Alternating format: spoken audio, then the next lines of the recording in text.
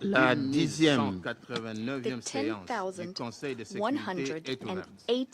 10,189th meeting of the Security Council is called to order. Je voudrais saisir cette occasion pour rendre hommage I would like to take this opportunity to pay tribute à Son Excellence on Madame behalf of the Léonore Security Zalabata Council Torres, to Her Excellency Ms. représentante Leonor permanente de la Zalabata Colombie, Torres, the qui permanent a assuré la representative of présidence du Colombia, Conseil pendant le mois de juin. for her Je service suis as certain de me President faire of the Council l'interprète de for the tous les month membres of du June. Conseil en I exprimant am mes sure I sincères speak for all remerciements members of the à Council l'ambassadrice when I Madame express my Zalabata deep Torres appreciation to et à son Ambassador équipe pour le grand Zalabata talent Torres, as well diplomatique as her avec entire lequel ils ont team. mené We are les travaux grateful du for the Conseil great le mois dernier. diplomatic skill with which they steered the Council's business L'ordre du jour last month. provisoire de la présente séance est The provisional agenda la for this situation au meeting Moyen-Orient. is the situation in the Middle East. L'ordre du jour est adopté. The agenda is adopted. Conformément à l'article 37 du règlement intérieur In accordance provisoire with du Rule Conseil, 37 of the Council's j'invite Provisional Rules of les Procedure, représentants du I Koweït invite the et de la representatives République of islamique d'Iran Kuwait à participer and à la the présente Islamic session. Republic of Iran to participate in this meeting. Il en est ainsi décidé. It is so decided. Conformément à l'article 39 In du règlement accordance intérieur with Rule provisoire du Conseil, 39 of the Council's j'invite Provisional Rules of Madame Procedure, Elisabeth Spear, I invite Ms. sous-secrétaire Elizabeth générale au Speha, département des affaires politiques et de la Assistant Secretary consolidation de la General, paix, à Department of participer à la Political présente and séance. Peacebuilding Affairs, to participate in this Il en meeting. est ainsi décidé. It is so decided. Le Conseil de sécurité va maintenant The aborder Security l'examen du Council point 2 de will l'ordre now du jour. begin its consideration of item 2 on the agenda. Je donne à présent la parole à Madame I give the Elisabeth floor Spear. to Ms. Elizabeth Speha. Merci, Monsieur le Président. Merci, Monsieur le Président. Thank you, Mr. President. President. Mr. President, Last weekend witnessed a troubling resurgence of military confrontations between the United States and Iran, even as mediation efforts continued in Doha under the auspices of Qatar to advance the implementation of the 17 June Memorandum of Understanding. The Secretary-General welcomes the joint decision to de-escalate and exercise restraint. This decision offers a measure of hope that dialogue and diplomacy can regain momentum. At the same time, the events of the weekend serve as a stark reminder of the fragility of the current situation and the acute risks of further escalation. Mr. President, while developments surrounding the recent escalation have been widely reported, allow me to provide a concise overview of the facts as we understand them. On 25 June, an Iranian drone struck the Singapore-flagged cargo merchant vessel Ever Lovely as it attempted to transit the Strait of Hormuz. The International Maritime Organization is reviewing the incident. Around the same time, a drone struck the Panama-flagged tanker Kiku near the strait as it transited along a route along the coast of Oman. The United States described these incidents as violations of the Memorandum of Understanding and as threats to freedom of navigation. The International Maritime Organization temporarily paused its evacuation corridor for stranded seafarers and vessels in the region. On 26 June, the United States carried out strikes on Iran's coastal military infrastructure in Hormozgan province, followed by a second wave of strikes the following day. The United States military characterized these actions as a, quote, direct response to continued Iranian aggression against commercial shipping, unquote, adding that Iran had, quote, elected not to, unquote, comply with the agreed ceasefire. The Iranian Foreign Ministry characterized the strikes as a, quote, blatant violation, unquote, of the Memorandum of Understanding, including its ceasefire-related provisions. Overnight into 28 June, Iran said it had targeted United States military infrastructure in the Gulf, launching ballistic missiles and armed drones. According to Iranian statements, targets included Ali al-Salem Air Base in Kuwait and the United States Fifth Fleet headquarters in Bahrain. Iran warned that further, quote, violations of the ceasefire, unquote, would result in a, quote, complete halt of ongoing diplomatic processes, unquote, while also threatening a, quote, crushing response, unquote, to any additional United States military action. Later on 28 June, the United States conducted further strikes on Iran. The President of the United States warned of additional escalation should Iran fail to comply with the ceasefire, indicating a readiness to intensify military action if necessary. The United States reported no casualties among its personnel and no damage to its installations in Bahrain and Kuwait. The Bahrain Defense Force reported intercepting several Iranian aerial threats. Bahrain's Interior Ministry also reported that a residential building had been damaged. No casualties were reported. This followed an earlier round of Iranian drone strikes on Bahraini territory on 27 June. In Kuwait, authorities reported intercepting two ballistic missiles in their airspace on 28 June, following earlier defensive responses to missile and drone threats. Mr. President, the Secretary General unequivocally condemns all attacks against civilians and civilian infrastructure. Such actions are unacceptable. Residential areas, ports, energy facilities, commercial vessels, and maritime personnel must be protected. The Secretary General has consistently underscored the importance of upholding navigational rights. Merchant shipping should not be used as a tool of pressure, and the security of international maritime routes must not be compromised. While maritime traffic is below pre-crisis levels, it continues, reflecting efforts to stabilize global supply routes. Every effort must be made to restore flows of oil, gas, fertilizer, and other critical commodities, thereby alleviating pressures on the global economy. We are encouraged by ongoing discussions aimed at strengthening guarantees for safe navigation in the Strait of Hormuz. In this regard, we note that Iran and Oman held talks on 29 June on the implementation of relevant provisions of the Memorandum of Understanding. Mr. President, on 28 June, the United States and Iran agreed to cease attacks on one another. It was further announced that Qatar would host indirect talks between the parties in Doha starting on 30 June on the implementation of the Memorandum of Understanding. These talks are ongoing. The United Nations welcomes the resumption of dialogue between the United States and Iran and encourages both sides to sustain engagement to advance the implementation of the 17 June Memorandum of Understanding. The breadth of the regional diplomatic engagement, including efforts by Qatar, Pakistan, Oman, and others, reflects the gravity of this moment. Continued coordination and constructive dialogue will be essential, both to manage immediate tensions and to lay the groundwork for longer-term confidence-building measures. Each new strike, each new interception, each new maritime incident increases the risk of miscalculation. After months of dangerous escalation, a return to full-scale hostilities would have catastrophic consequences for the peoples of the region, for international peace and security, and for the global economy. We therefore urge all parties to act with maximum restraint, to avoid actions that could undermine the ceasefire or close the door to diplomacy, and to comply fully with their obligations under international law, including the protection of civilians and civilian infrastructure, and the preservation of freedom of navigation. Sustained political will and continued engagement will be critical to overcoming the current challenges and achieving a mutually acceptable and lasting agreement. At this juncture, the unified support of this Council for diplomacy is more important than ever. The United Nations remains committed to supporting all efforts to prevent a return to conflict, restore stability, and advance a comprehensive and durable resolution of this conflict. Thank you.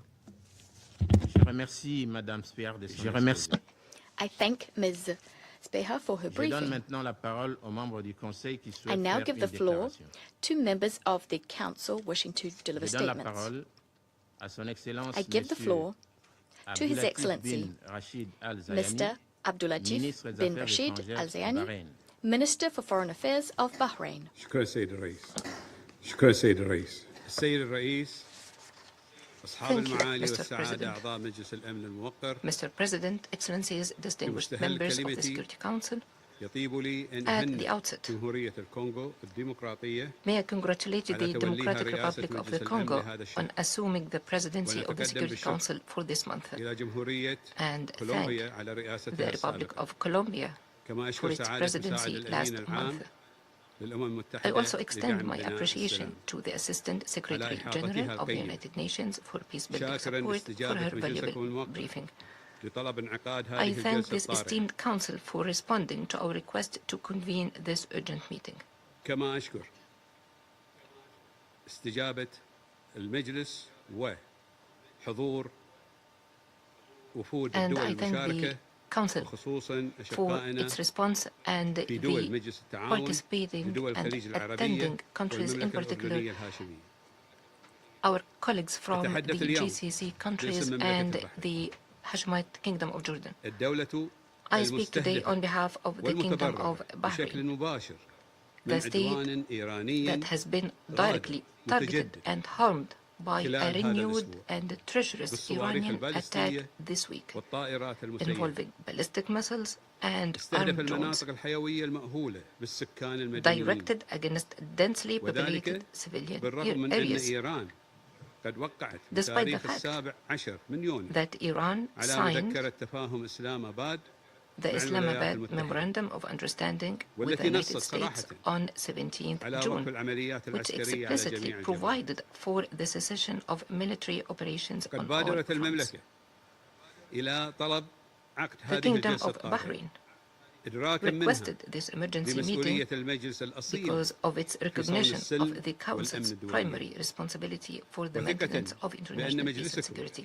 الذي أدان الاعتداءات confidence الإيرانية على that دول this مجلس التعاون council, والأردن having condemned the قراره Iranian رقم attacks against the 28/17 GCC states and لن Jordan يظل in its resolution متفرجا 28/17 على هذا التحدي will not remain a الصارخ bystander لإرادته. in the face of such إنما a blatant تعرضت challenge له to its مملكة authority. البحرين مؤخرا ليس حدثا عابرا What the Kingdom of Bahrain has بل recently سلسلة endured متصلة is not an من isolated الاعتداءات incident, بدأت منذ but الثامن is والعشرين من instead فبراير part of a continuous series واستمرت of attacks that حتى بعد began توقيع on مذكرة 28 التفاهم. February and have وما continued even زالت after إلى the signing يومنا. of the Memorandum of Understanding and indeed continue إن to this مملكة day. البحرين من أكثر دول The العالم Kingdom of كثافة Bahrain سكانية is فهي one of the الأولى most عربيا densely populated countries in the world, والثالثة عالميا the most حيث densely تتداخل populated in المنشآت the Arab الصناعية world and والحيوية third مع most densely الأحياء populated السكنية globally. في حيز Industrial محدود. and critical infrastructure وقد is situated in استهدفت close أراضيها proximity to خلال هذه residential الفترة neighborhoods within بما a limited مجموعهم geographical area. 808 period, اعتداءات Bahrain منها has been subjected to a 203 total of صواريخ بالستية 808 attacks, و605 comprising طائرات 203 ballistic missiles and فقد تعمد العدوان 605 armed drones. استهداف الأعيان المدنية These والمنشآت attacks الحيوية والمناطق السكنية deliberately targeted civilian facilities, في critical صفوف infrastructure, المدنيين and الآمنين residential areas, من مواطنين ومقيمين resulting in the deaths of ثلاثة شهداء 3 innocent civilians و465 مصابا and injuries من to بينهم نساء وأطفال 465 others, ولولا including التدابير women and children. الاستباقية التي اتخذتها الجهات المختصة لكانت الخسائر Had it not أشد been for تداعياً. the precautionary measures ولم taken تقتصر by the آثار competent تلك authorities, الاعتداءات the على consequences would have الحساب been المادي far والبشري. more devastating. بل امتدت The effects of إلى these ترويع attacks have الآمنين extended well وبث beyond الذعر human and بنفوس material losses. السكان They terrorized وإرباك peaceful حياتهم civilians, الطبيعية. spread fear among the population, فعلاً and severely يحظره disrupted normal daily life. القانون الدولي الإنساني الذي Conduct يجرم الأعمال التي expressly يكون غرضها prohibited under the international الأساس humanitarian law, بث which الرعب criminalizes بين acts المدنيين. whose primary purpose is to spread terror إن among الدقة في انتقاء civilians. هذه الأهداف وتكرار استهداف The أعيان precision بعينها with which the يكشف targets أن were هذه selected الاعتداءات and the لم repeated تكن عشوائية targeting of the ولا same عرضية. civilian sites demonstrates that these attacks were neither random nor incidental. متعمد Rather, مخطط they له reflect deliberate, يجري وفق premeditated, نهج ومنهج and لا كردود systematic أفعال planning آنية. carried out إن according التكرار to وحده and يسقط systematic كل approach ذريعة rather than as spontaneous ويثبت reactions. القصد. Repetition والوقائع alone على الأرض تدحض الادعاء بأن هذه الاعتداءات تستهدف removes any وجودا doubt عسكريا وليس مدنيا. and establishes intent. فما هو مبرر The facts on the استهداف ground also disprove Iran's claim that these attacks are directed solely against military objectives. What possible military justification exists for targeting a water desalination plant, densely populated residential ولقد neighborhoods, وثقت civilian المملكة facilities, كل and critical اعتداء infrastructure? منذ وقوعه The kingdom وقدمت has إلى معالي الأمين documented العام every attack from the للأمم moment it المتحدة took place ورئاسة المجلس and has submitted رسائل official رسمية communications بكافة الوثائق المتعلقة supported by comprehensive evidence to the بما يقطع Secretary الطريق General and the على President أي of the Security ادعاء Council, بالمبالغة leaving no أو room التسييس. for allegations of exaggeration or politicization.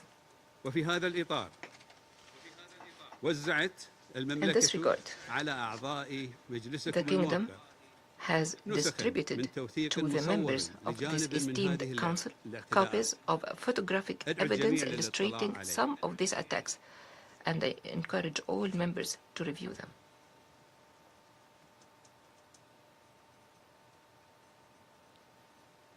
إن هذا التوثيق يظهر آثار استهداف منشآت This visual صناعية documentation shows the حيوية damage inflicted on vital industrial ومبان facilities, سكنية آهلة occupied residential ومرافق buildings, مدنية وتعليمية and civilian and educational وهي أمام. facilities. وما هذه الصور You can see it. إلا عينة يسيرة These images represent تحيط بكامل only الضرر. a small sample غير أنها of تكفي the overall وحدها destruction. لتكشف طبيعة ما جرى. They are sufficient إنه to استهداف reveal the true متعمد nature of these attacks, لحياة المدنيين the deliberate وليس لأهداف targeting عسكرية of civilian lives, كما not military تزعم objectives إيران as وتدعي. falsely claimed by Iran. السيد الرئيس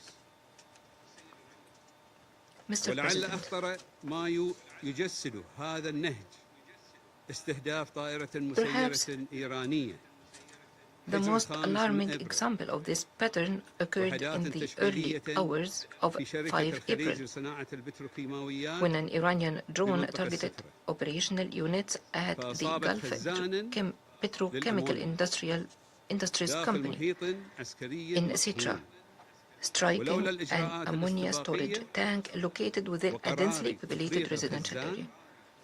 لأفضى تسرب Had it الغاز not been السام for precautionary measures إلى and the كارثة decision to إنسانية empty the tank جسيمة. beforehand, the release of toxic استلزم ammonia احتواء gas could have الخطر caused a catastrophic تحديد humanitarian منطقة disaster. احترازية Containing the بنطاق danger كيلومترين required the establishment of a وإجلاء precautionary السكان exclusion zone المجاورين. extending 2 kilometers إن and the استهداف evacuation of منشأة nearby residents. تحتوي على مواد خطرة Targeting a facility محيط containing مدني hazardous substances يرقى إلى within مستوى a populated جريمة. civilian area وهو amounts التكييف to a ذاته war crime. الذي أعلنته السلطات الوطنية ويحظر A legal صراحة characterization بموجب publicly affirmed البروتوكول by national الإضافي authorities الأول لاتفاقيات جنيف and is expressly prohibited under وأما Additional القول Protocol 1 to بأن the هذا Geneva العدوان Conventions. رد على طرف آخر فإن As for البحرين the claim that this aggression is merely لا a تشارك response أي to صراع. the acts of ومن another لديه state, خلاف Bahrain is an مع independent دولة sovereign معينة nation that is not a party to فعليه any أن conflict. يحله مباشرة لا أن Any ينقل state that has a آثاره dispute with إلى another must address المدنيين it في directly, دولة ثالثة not transfer its consequences onto civilians in a third country. كما أن هذا العدوان لا يستهدف البحرين وحدها Nor is this aggression بل directed يمتد solely against Bahrain. ليهدد أمن المنطقة بأسرها It threatens the security of the مع entire region. استهداف محيط مطار الكويت الدولي It has أهم coincided المرافق with المدنية attacks in the في vicinity دولة of الكويت Kuwait الشقيقة. International Airport, one of the most important civilian facilities in the state of Kuwait, posing a grave threat to civil aviation safety and the security of international air navigation. Matters that should be of serious concern to this Council. And these attacks launched by Iran and its proxies are not confined to any single state. This Council previously convened an emergency meeting at Bahrain's request following an attack by a drone on the Baraka nuclear power plant in UAE, causing a fire in an external electrical generator and bringing the region to the brink of a nuclear safety disaster.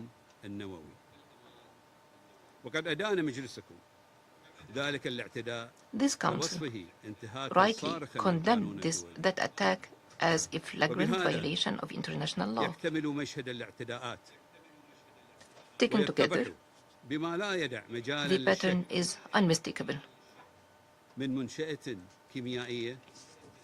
From a chemical facility to a civilian airport to a nuclear power station,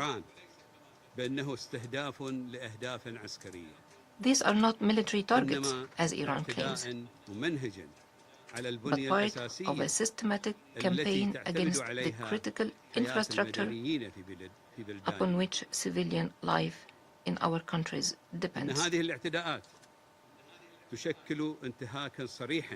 These attacks constitute a clear violation of the Charter of the United Nations and Security Council Resolution 2817,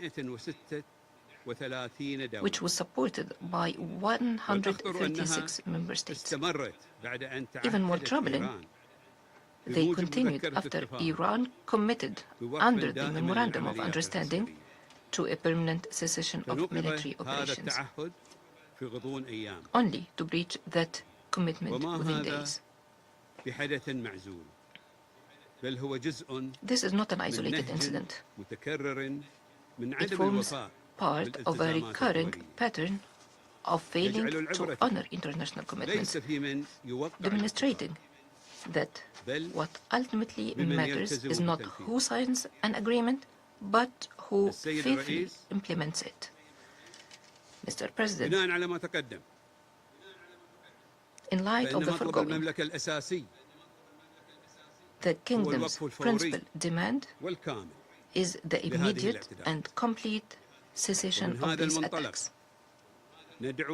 Accordingly, the Kingdom calls upon this esteemed Council to reaffirm its condemnation of the repeated Iranian attacks, require the Iranian regime to cease them immediately, and fully comply with Resolution 2817 and its obligations under international law, and establish an effective mechanism to monitor implementation and ensure accountability.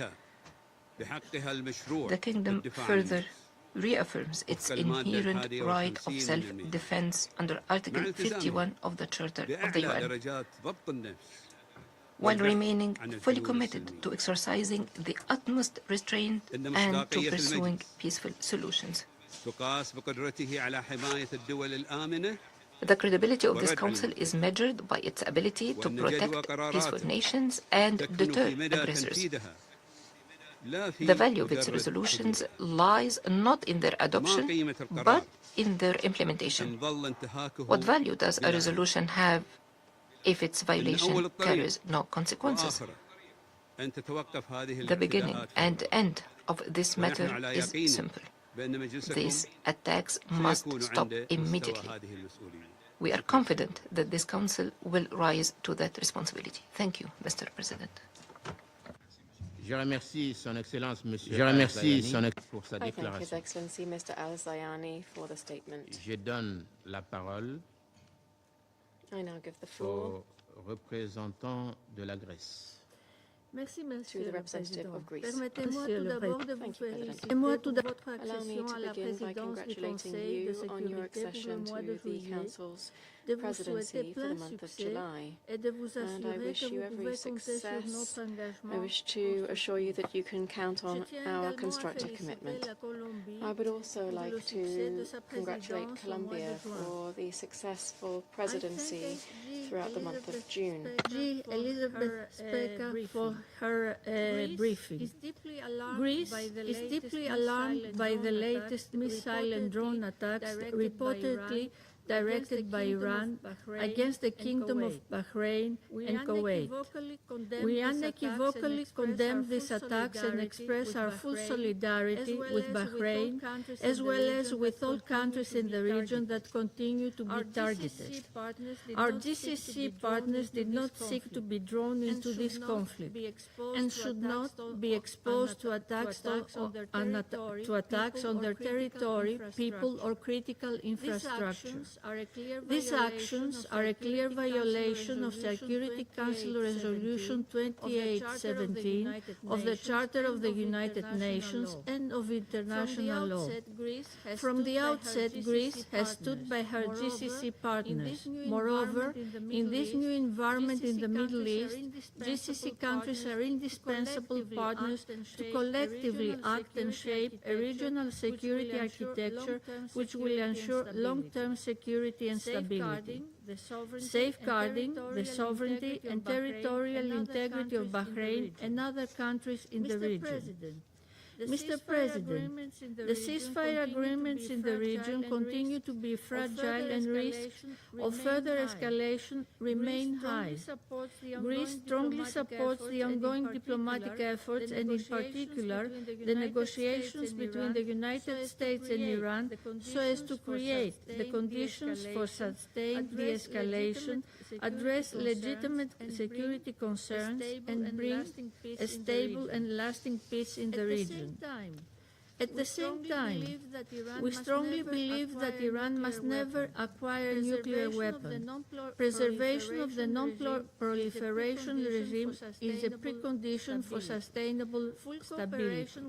Full cooperation with the IAEA, transparency, safeguards, compliance and verification are essential to rebuild trust and assure the exclusively peaceful nature of Iran's nuclear program. We call for a swift resumption of cooperation between Iran and IAEA, including through a visit by IAEA inspectors in Iran as soon as possible. Diplomacy must remain the path to be followed in order to produce an effective, verifiable and durable outcome. Finally, Mr. President, Greece attaches paramount importance to maritime security and freedom of navigation. The Strait of Hormuz must immediately return to the status quo ante of safe, normal and unimpeded passage. All vessels should enjoy the right of transit passage in accordance with UNCLOS without any form of obstruction, intimidation or interference, including mines, unlawful fees, tolling or other restrictions, including after the 60 days period. The Strait should not be used as a bargaining chip in the current negotiations and beyond, as disruptions in the Strait affect not only the countries of the region, but also global trade, energy security, food security, and international peace and security. The implementation of the agreement will contribute to the gradual normalization of maritime traffic and the restoration of confidence in international shipping. At this critical juncture, the Security Council must send a clear and united message. Attacks against countries of the region must stop. Resolution 2817 must be fully implemented. Maritime security and freedom of navigation must be safeguarded, and diplomacy must prevail. I thank you. Je remercie la représentante pour sa I thank déclaration. the representative of Greece Je for donne the la parole statement. au représentant du I Royaume-Uni. now give the floor to the representative of the Thank you, United Kingdom. President. Thank you, President. And let me start by congratulating the DRC on assuming the presidency for the month of July. You can count on our support. I also thank the delegation of Colombia. For their excellent stewardship of the Council for the month of June. I thank ASG Speha for briefing us today. And I welcome Foreign Minister Sergei of Bahrain back to the Council, as well as the representative of Kuwait.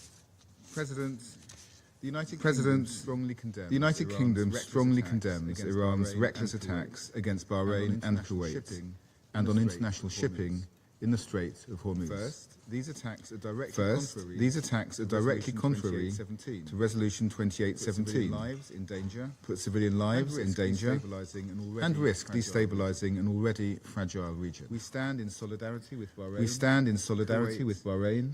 Kuwait, and all our partners across the Gulf. The United Kingdom remains committed to regional security and stability, and we will continue to provide practical support to strengthen the defence and security of our partners. Second, the UK gives our strong backing to the International Maritime Organisation's efforts to evacuate vessels and seafarers, which have seen a number of vessels able to safely exit the Strait, some after months of being stranded. The IMO have had to pause their efforts as a direct result of these attacks, and we hope they will be able to resume their work as soon as possible. We call for the right of transit passage to be fully restored in the Strait of Hormuz, in accordance with international law, as reflected in the United Nations Convention on the Law of the Sea. It is critical that the Strait is free from the threat of violence and any form of tolls or unlawful impediments, and that all parties comply with their obligations under international law. The UK is committed to playing our part to achieve this, including through a strictly defensive and independent multinational military mission led jointly with our French partners to provide reassurance to commercial shipping. Finally, President, the UK welcomes and supports the implementation of the US-Iran Memorandum of Understanding and the ongoing negotiations. We recognise this as a moment of opportunity to restore stability, not only for the region, but also for the global economy. It is essential that global security and economic interests are safeguarded under a final agreement. And I thank you. Je remercie le représentant du Royaume-Uni. I thank the Je donne representative la of the parole United à la Kingdom. représentante du Danemark. I now give the floor to the representative of Denmark. Thank you, Mr. President, and we congratulate the DRC on assuming the presidency of the Security Council for the month of July. You can count on our support. And we also thank Colombia for steering us through a very busy June. Let me also thank ASG Elisabeth Speha for her briefing.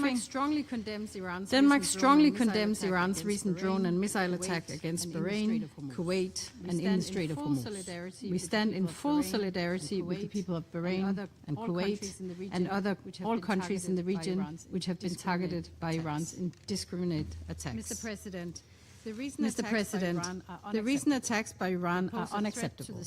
They pose a threat to the safety and stability of the entire region. They're putting civilian lives at risk, and they undermine efforts to achieve peace and security, while also negatively impacting the freedom of navigation. We reiterate our call for de-escalation and our call on all parties to show maximum restraint and comply with international law, including international humanitarian law. Resolutions of this Council must also be respected. In Resolution 2817, the Security Council demanded the immediate cessation of all attacks by Iran against countries of the region. Denmark urgently calls for its full implementation. Mr. President, these attacks risk destabilizing an already volatile situation. This is not only impact civilians across the Middle East, but reverberates far beyond, as we have seen with Iran's unlawful closure of the Strait of Hormuz. As a maritime nation, Denmark has continuously called for respect for freedom of navigation. Iran's actions in and around the Strait of Hormuz have led to food shortages, rises in energy prices, and other adverse effects across the world. They also undermine international efforts to restore regional security. Denmark welcomes the Memorandum of Understanding between the United States and Iran. We also thank Pakistan, Qatar, and all other mediators for their efforts. This agreement represents a moment of opportunity to restore regional stability, restore a fully open Strait of Hormuz with safe passage, and ensure that Iran never acquires a nuclear weapon. It is vital that the ceasefire is sustained, and we encourage the parties to continue negotiations within the framework of the MOU to achieve a permanent end to this war. In closing, we reiterate our call for de-escalation and a durable solution. Denmark remains committed to ensuring freedom of navigation in the Strait of Hormuz and supporting efforts to safeguard peace, security, and stability in the Middle East and beyond. Je remercie la représentante du Danemark. I thank the representative of Denmark for the statement. I now give the floor to the representative of Panama. Agradecemos a la señora Mr. President. Elizabeth Spejar, We'd like secretaria to general thank adjunta Ms. del Elizabeth Departamento de Spejar, Asuntos Assistant Políticos y Secretary Consolidación de General la for Paz, the por su Department of Political presentación. and Peacebuilding Asimismo, Affairs for damos la her briefing. bienvenida a Su Excelencia Abdulatif bin Furthermore, Rashid we Al welcome Sayani, His Ministro Excellency de Relaciones Exteriores Abdulatif del bin Reino Rashid de Al Bahrain. Sayani, Minister for Foreign Reconocemos Affairs también of la the Kingdom of presencia de los Bahrain. representantes permanentes We also del Estado de recognize Kuwait here y the la presence República of the Islámica permanent de representatives Irán, of the State of Kuwait quienes and the están Islamic con Republic nosotros of en esta Iran, sesión. who are Excelencias, joining us for this meeting. lamentamos que el motivo de esta reunión Excellencies, sea un nuevo we ataque regret that the indiscriminado reason contra for el this Reino de meeting Bahrein is a y el fresh, Estado de indiscriminate Kuwait, attack against the Kingdom perpetrado of en Bahrain abierta and the violación de State su of Kuwait, soberanía e integridad perpetrated territorial, in blatant y en violation of contravención de their la Carta de sovereignty las and Naciones territorial Unidas y el derecho integrity, internacional. and in contravention of the Charter of the Estos United hechos Nations ponen and nuevamente international en law. riesgo a la población Such civil y events once alimentan la ya again frágil put the civilian inestabilidad population regional. at risk and No fuel podemos permitir que regional estas instability. acciones se normalicen.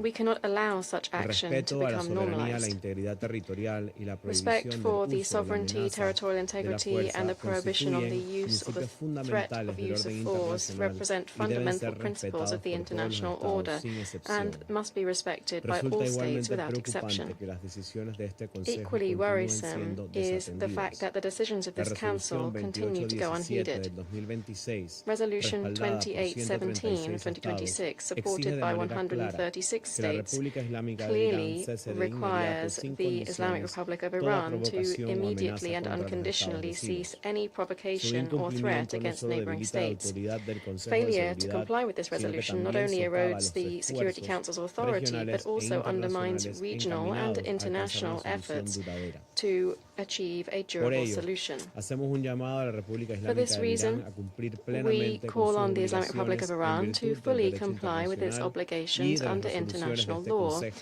and a with the cesar resolutions toda of this acción o Council, amenaza que pueda agravar la to situación halt any y a action optar or threat por that el might worsen the diálogo y la situation diplomacia and to como opt único for camino dialogue para and preservar la paz diplomacy y la as seguridad the only internacionales. path towards preserving Presidente, international peace and security. Resulta indispensable President, restablecer plenamente it is la essential seguridad de la to navegación fully en la región restore como safety and condición para navigation la in the normalización region del comercio as internacional a y la estabilidad de las condition for the cadenas globales normalization of de international suministro. trade and the En este stability of sentido, global supply chains. reiteramos nuestro firme In this compromiso con la context, libertad we de reiterate navegación our y con el steadfast pleno commitment to respeto freedom del of derecho navigation internacional del mar, and to en full particular de respect la for Convención de las international Naciones law of the Unidas sea, sobre el particularly derecho the del mar, United Nations Convention cuyo marco on the law of jurídico the sea. constituye la base del This ordenamiento legal de los framework océanos y represents the garantiza basis of the derechos y legal order obligaciones of the oceans. esenciales It para la seguridad guarantees marítima essential rights and internacional. obligations for international maritime Panamá condena security. en los términos más enérgicos el Panama reciente ataque contra un buque de roundly bandera condemns the panameño recent el attack 27 de against junio a en el estrecho Panamanian de flagged Hormuz, ship on que the cargaba 27th cerca of de 2 June in the millones Strait de of barriles de Hormuz, petróleo crudo. which was carrying Este around hecho es 2 absolutamente million inaceptable barrels of y oil. constituye This una event is grave absolutely amenaza a la unacceptable seguridad and marítima represents a internacional. grave threat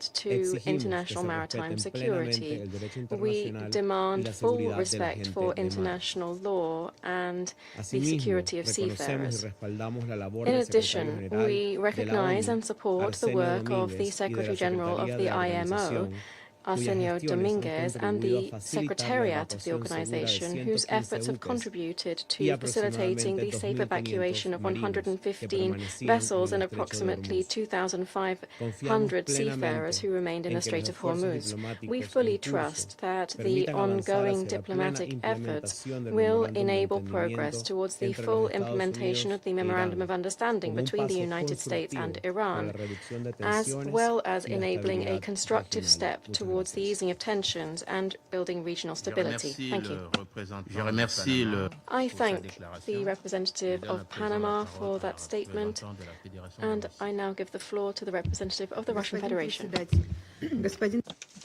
President, at the outset, we'd like to thank the Colombian delegation for their presidency of the Security Council in June. And you, Mr. President, we'd like to congratulate you on assuming the presidency of the Security Council for the month of July. We wish colleagues from the DRC every success throughout their presidency. You can count on our support. We welcome the participation in today's meeting of the Minister of Foreign Affairs of Bahrain, Mr. Abdulatif bin Rashid Al Zayani. We thank ASG Elizabeth Speha for her briefing. Since the start of the escalation of the conflict in the Middle East in late February 2026, the Russian Federation took a principled and objective position vis-à-vis developments. Russia has consistently condemned the aggression waged by the US and Israel against Iran. We pointed out that strikes on civilian infrastructure in all countries of the region are unacceptable. We stressed the need for respect for the sovereignty and territorial integrity of countries in the region as well. We're in favor of resolving the situation through political and diplomatic channels. There is, nor can there be, alternatives to this path. Against this backdrop, the Russian Federation welcomed an agreement on a cessation of the military conflict between the US and Iran with Pakistan's and Qatar's energetic and effective mediation. The MOU paved the way for further negotiations and instilled hope of a fully fledged peace. And yet, at the end of last week, we witnessed strikes exchanged. This exchange could have threatened the ongoing diplomatic efforts. As far as we can tell from the information we're receiving, first, an attack was waged on a Panamanian-flagged tanker in the Hormuz Strait, supposedly by Iranian forces. Then the US struck sites linked to military intelligence, communications, UAV warehouses, and anti-missile defense positions in the territory of the Islamic Republic of Iran. In response, the Iranians attacked the infrastructure of the US armed forces on the territory of Bahrain and Kuwait. We believe that Iran, much like any other UN member state, has the right to self-defense, in accordance with Article 51 of the UN Charter. The enemy's military sites are, in this instance, logical targets. They do not enjoy immunity. We also heard statements by Iranian officials stating that these retaliatory strikes were conducted specifically on US military infrastructure in the region. If, during the strikes, civilian sites were damaged, well then that warrants condemnation. Deliberate attacks on civilian infrastructure, irrespective of the country in which it's located, whether that be Iran or Arab states in the Gulf, are unacceptable. Russia has unswervingly underscored this in different fora, including at the Security Council. Mr. President, we shouldn't forget that there is just one root cause of these outbursts of escalation in the Middle East. That is the US and Israeli aggression against Iran, which is not just a particularly flagrant violation of Iran's sovereignty, but which also posed a threat to the security of many other states in the region. In this context, we regret that our Arab friends were once again held hostage to yet another exchange of strikes between Washington and Tehran. In this case, the problem, from our vantage point, is related to the fact that the instigators of the military escapade against Iran, well, if they did think about the security of their partners in the region, it was only as an afterthought. Having said that, it's encouraging that despite what's transpired, the parties to the Islamabad Memorandum have reasserted that the ceasefire is in place and are continuing technical consultations on various aspects of the agreement reached on the 17th of June. We stand convinced that during this very sensitive period, heavy with responsibility, it's necessary to unswervingly implement the understandings crafted by Washington and Tehran so as to ensure there are no new flare-ups of conflict throughout the entire Middle East, including Lebanon. We expect that work on a comprehensive agreement will facilitate the restoration not only of lasting peace, but also trust between our friends on both sides of the Persian Gulf. We expect that the outcome of these efforts will be the resumption of unfettered and safe navigation in the Hormuz Strait, which would benefit the energy and the food security of states of the Global South. The Russian Federation is open to facilitating the crafting of a comprehensive long-term agreement between the US and Iran, as well as a broader regional agreement, should there be demand for our assistance. Against this backdrop, we'd like to once again draw your attention to the updated version of the Russian concept for collective security in the Persian Gulf zone, which we transmitted to our Arab and Iranian partners at the end of May. This document calls for gradual steps towards unblocking conflict situations, the principle of equal and indivisible security, the development of confidence-building measures, as well as ensuring the freedom of navigation in the Hormuz Strait on the basis of international law.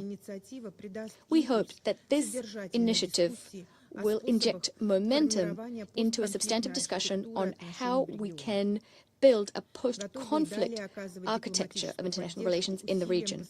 We stand ready to continue providing diplomatic support to efforts aimed at stabilizing the situation in the Middle East. Mr. President, on a separate note, we'd like to underscore that the Security Council bears a special responsibility for maintaining negotiations and creating conducive conditions thereto. The Security Council should take a balanced and objective stance. We should avoid whipping up further tensions by making sudden moves, leveling politicized allegations, and ignoring the overall context of the situation. Any possible initiatives should be equidistant and aimed at ensuring a comprehensive settlement. Russia is unswervingly ready to take a constructive role in crafting an overall Security Council position on this issue. I thank you. I thank the representative of the Russian Federation, and I now give the floor to the representative of the United States. I want to congratulate the DRC for presidency, and I would like to welcome once again Foreign Minister Zaidi to the Council, and thank you, Assistant Secretary General Sperhar, for your briefing. 3 months ago, through Resolution 2817, led by the Kingdom of Bahrain, this Council stood with our friends in the Gulf without opposition, as their hospitals, as their airports, energy infrastructure, resorts were under blistering fire from Iranian drones and missiles. And I'll tell you, personally, on a personal note, I was just in the Gulf, in the Kingdom, along with the United Arab Emirates and other partners that have been indiscriminately struck by Iran, their civilian infrastructure repeatedly damaged. I visited some of the locations that the Iranians have hit, and if you have any doubt about Iran's intentions, I encourage each one of you to go and talk with the Bahrainis. Visit Manama, visit Abu Dhabi and other locations. They didn't just fire off a bunch of missiles and drones, hoping that they would hit a few targets. It was deliberate. It was well planned. It was malicious. I visited the Bahraini Petroleum Company, where I saw where Iran very precisely targeted the fire suppression lines first. They then targeted first responders so that they could not respond. They targeted a site literally in the middle of a neighborhood. Fortunately, the drone didn't explode. Would have potentially killed 2,000 to 3,000 families in a massive explosion. But they did this in a way to maximize even when they damage. Hit fuel tanks, they targeted the largest fuel tank. Was sure to hit the bottom of the tank rather than the top, so that it fully drained. And again, the fire suppression apparatus, the safety apparatus had been destroyed, and the first responders, the firemen and women had been attacked, so that they couldn't put out the fires. They even aimed at chemical storage areas. Where direct strikes could have killed thousands of innocent people. And what Iran will, I'm sure, their representative today will call neighbors and colleagues. That's not how you treat neighbors in my neighborhood where I come from. Meanwhile, they've stopped every ship from transiting the Straits of Hormuz, and it didn't matter if the ship was carrying fertilizers to farmers in Africa, aid to Sudan, fuel to Japan, whether they were involved in this conflict or not.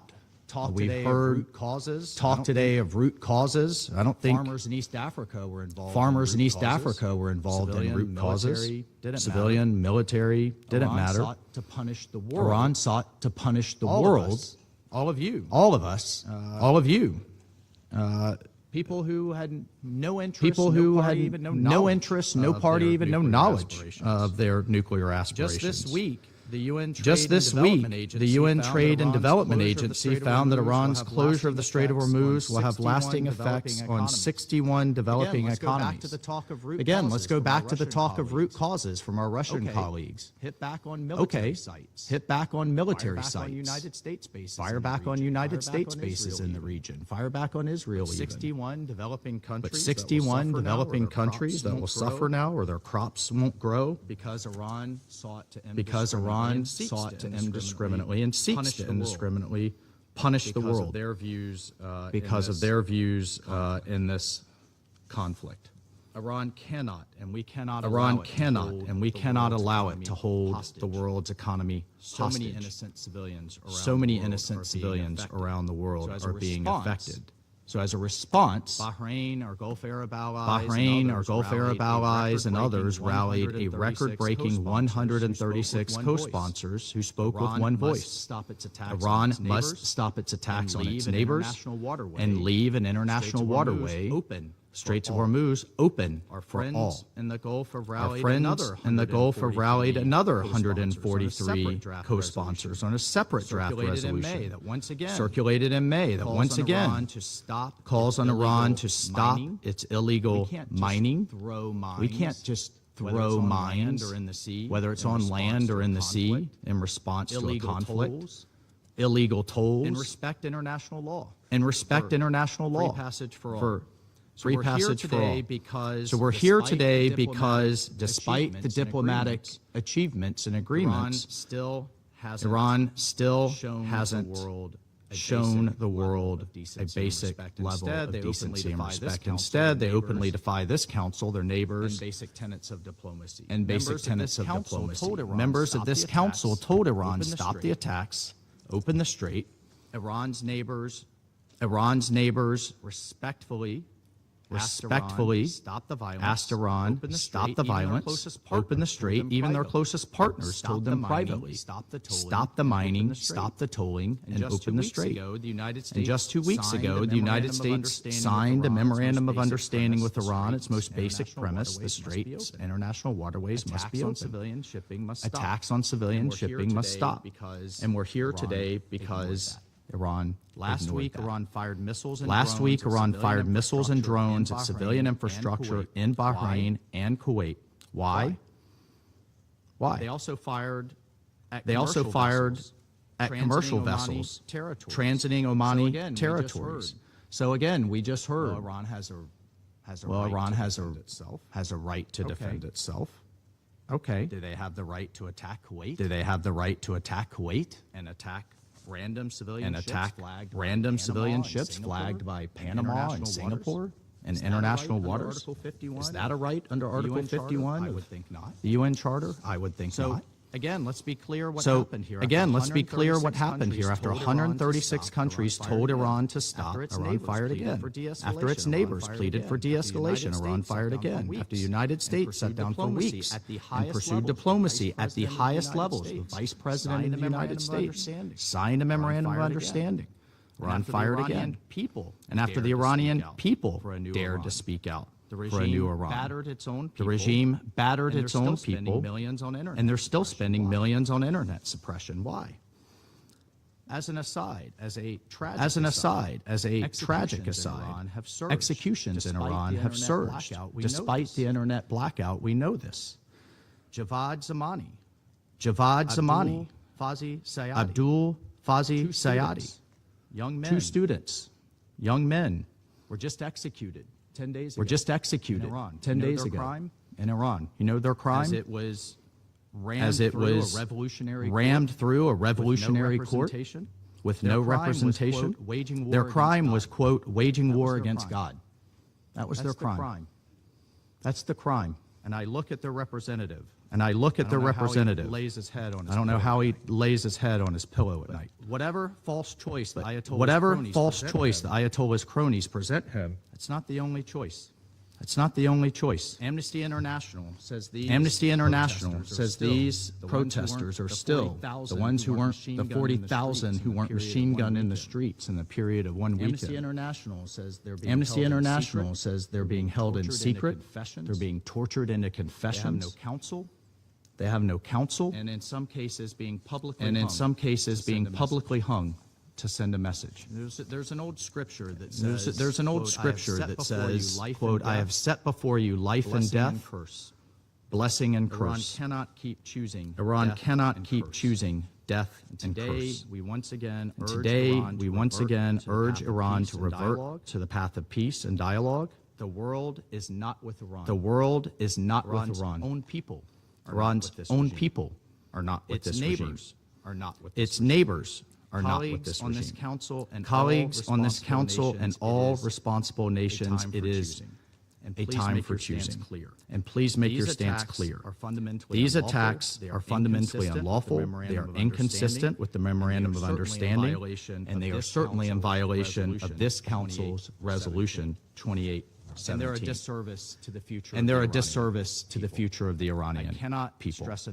I cannot stress enough the possibility of real, transformative, positive opportunity for the nation and people of Iran is on the table. But President Trump's patience is not unlimited. The world cannot continue to suffer. Iran must abide by its obligations to this council voted for without opposition. And the world must hold this regime to account. I thank you. I thank the representative of the United States. I now give the floor to the representative of Liberia. Thank you. Thank you, President. Thank you, Mr. President. I have the honor to deliver this statement on behalf of the A3, namely the Democratic Republic of the Congo, Somalia, and my own country, Liberia. We thank the Assistant Secretary General for her comprehensive update on the latest developments in the region. The A3 congratulates you, Ambassador Zenon, and the Democratic Republic of the Congo on assuming the presidency for the month of July. Of course, you can count on the A3's full support. We thank the Colombian delegation for the stellar stewardship of the Council last month. We welcome the presence of the distinguished Foreign Minister of Bahrain in today's meeting, as well as the representative of Kuwait. Mr. President, the A3 is deeply alarmed by the recent attacks on Bahrain and Kuwait. The explicit admission of responsibility for these actions is no mere footnote. It is a warning flare over our already fragile region, signaling a dangerous escalation in the wider pattern of hostilities across the Middle East. These renewed escalations in the Gulf threaten to widen the circle of instability and danger regional security and send tremors through the global economy. At such a moment, the principles of international law cannot be treated as optional instruments of convenience. Because in truth, they are the vital guardrails preventing crisis from becoming catastrophe. Therefore, we call for absolute respect for the sovereignty, territorial integrity, and the political independence of all states, especially the peaceful Gulf nations. We urge all parties to choose dialogue over brinkmanship, restraint, over retaliation, and diplomacy over the dangerous illusion that force can deliver lasting security. In this regard, the A3 welcomes the June 17 signing of the Memorandum of Understanding between the United States and Iran, achieved through the mediation of Pakistan. We strongly urge all parties to strictly adhere to their ceasefire commitments and protect the integrity of these fragile talks. A diplomatic opening, once closed, is rarely easily restored. Recent military actions must not be allowed to extinguish the possibility of dialogue. Sustainable peace can only be built at the negotiating table, never on the ruins of confrontation. We reiterate our urgent call for the protection of civilians and civilian infrastructure. In every conflict, innocent lives must never become the currency of political calculation or military advantage. Commitments undertaken by the parties must be fully respected, faithfully implemented, and honored in good faith. Equally critical is the guarantee of freedom of navigation in international waterways, including the Strait of Hormuz. This is not merely a regional concern. It is a global necessity. No nation should mistake strategic waterways for levers of pressure, nor allow the arteries of international commerce to be held hostage to conflict. All parties must refrain from actions that undermine maritime security and the free flow of trade upon which the global economy depends. We demand full compliance with Resolution 2817 of 2026, which insists on an immediate end to threats and provocations targeting regional security and maritime commerce. To conclude, Mr. President, this Council must help ensure that the region steps back from the edge and returns to the path of reason, restraint, and responsible diplomacy. The choice before all parties remains stark.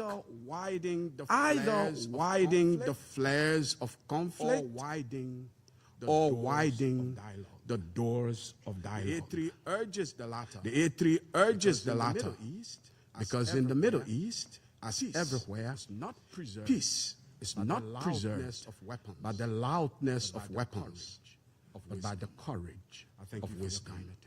I thank you for your kind attention. I thank the representative of Liberia, and I now give the floor to the representative of Latvia.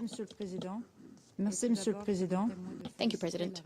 At the outset, I'd like to congratulate the Democratic Republic of the Congo on assuming its function as President of the Security Council for the month of July. We wish you every success. You can count on my delegation's support.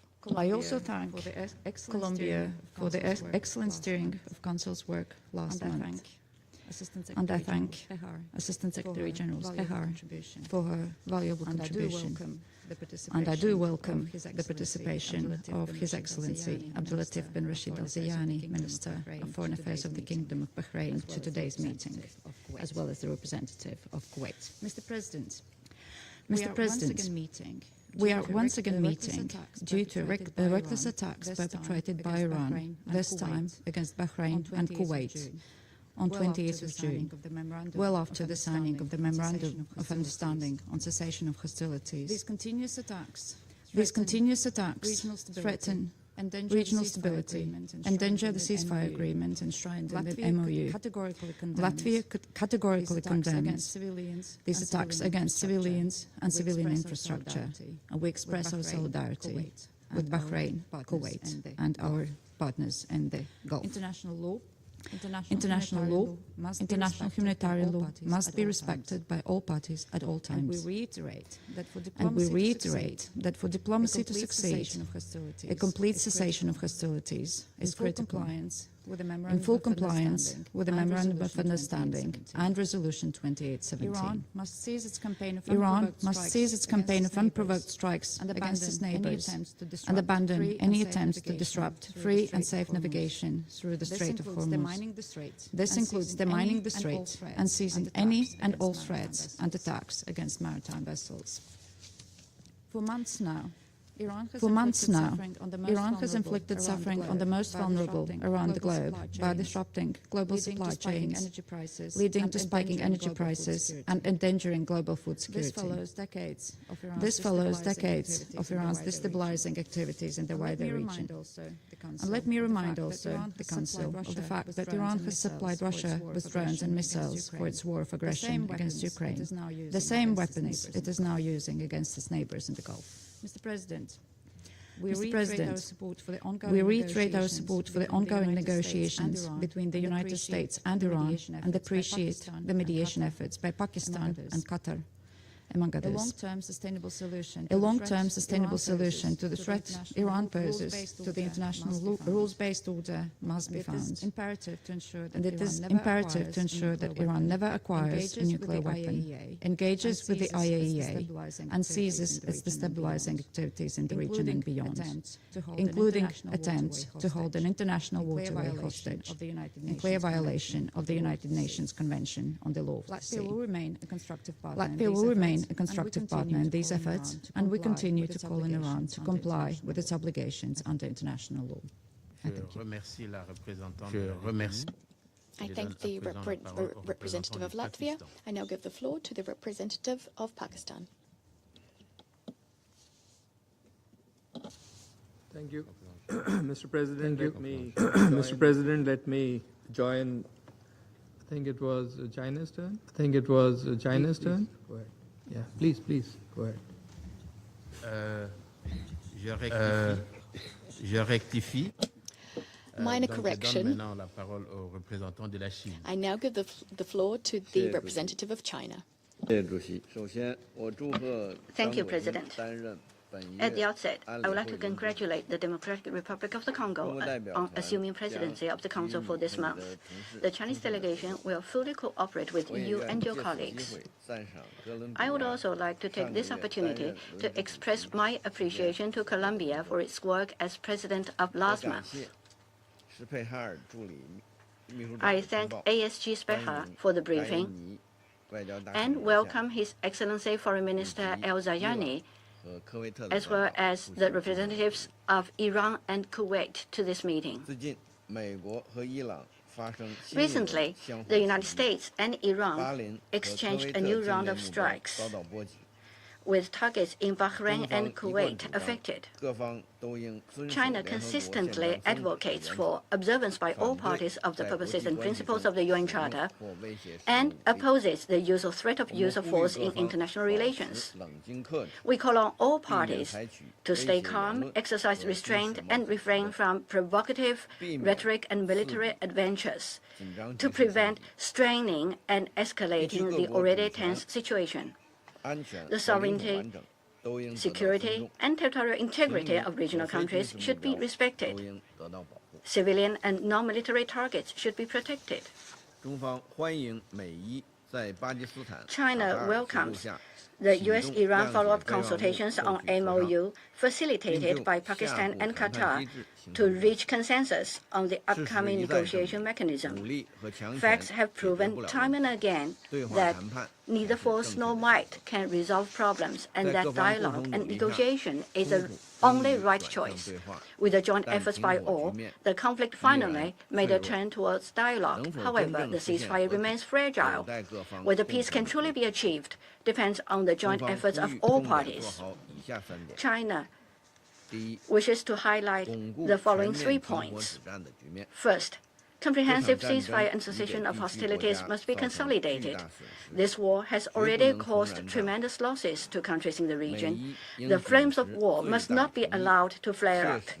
The U.S. and Iran should maximize good faith, implement the MOU in earnest, keep the momentum of negotiations going on, and overcome difficulties and interference with a view to reaching at an early date a comprehensive agreement that is mutually agreed upon by themselves, accepted by regional countries, and welcomed by the international community.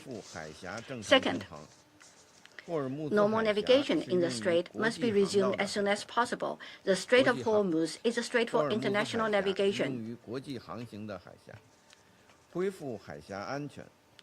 Restoring security and free passage in the strait helps maintain the stability of global production and supply chains, and serves the common interests of regional countries and the international community at large.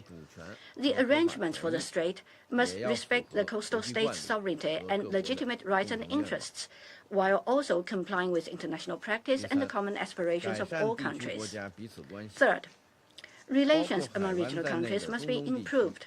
The Middle East, including the Gulf, cannot once again become an arena for the rivalry among big powers, or fall victim to geopolitical games.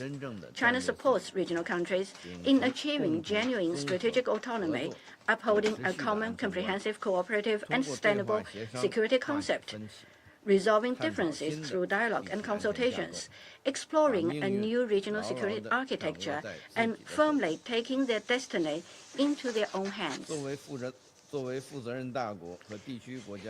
As a responsible major power and a sincere partner of regional countries, China stays committed to upholding President Xi Jinping's 4 propositions for maintaining and promoting peace and stability in the Middle East.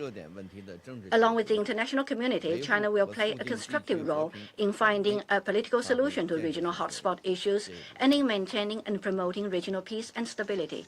Thank you, President. I thank the representative of China for his statement. I now give the floor to the representative of Pakistan. Thank you, Mr. President. Let me join colleagues in congratulating you on assuming the Council's presidency And let me assure you also of Pakistan's full support. And we also commend Ambassador Leonor and the Colombian delegation for a very successful presidency last month. I would also like to welcome the presence of His Excellency Al-Zayani, the Honorable Foreign Minister of Bahrain, in today's meeting, and we have listened attentively to your statement. We also welcome the participation of the representatives of Iran and Kuwait in this meeting.